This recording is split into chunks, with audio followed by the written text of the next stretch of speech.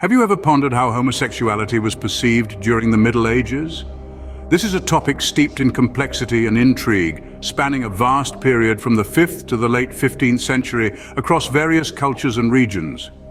Following the fall of the Roman Empire, the Middle Ages saw Christianity rising to prominence, casting a profound influence on societal norms, including sexual behavior.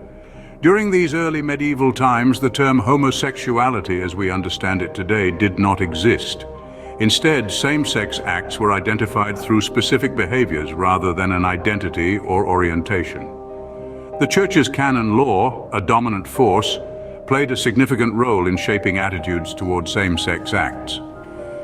By the 12th century, canon law condemned sodomy, associating it with heresy.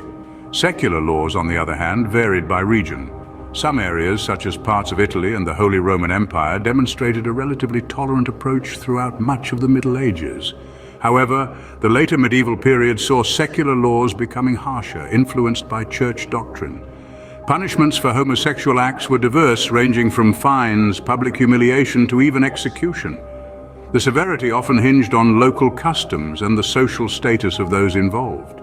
Religious authorities condemned same-sex acts, viewing them as sinful based on interpretations of biblical texts.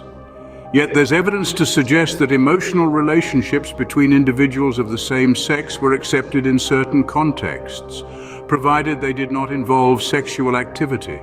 Several notable figures from this era have been subject to speculation about their sexuality. King Richard I of England, known as Richard the Lionheart due to his close relationships with men and lack of legitimate heirs, is one such example. Another is King Edward II, whose reign was marred by allegations of intimate relationships with male favorites. Perhaps one of the most intriguing cases from the late 14th century involves an individual known as John or Eleanor Rykener, arrested for performing sex work while presenting as a woman. Understanding homosexuality in the Middle Ages requires a deep dive into the religious, legal, and cultural contexts of that era.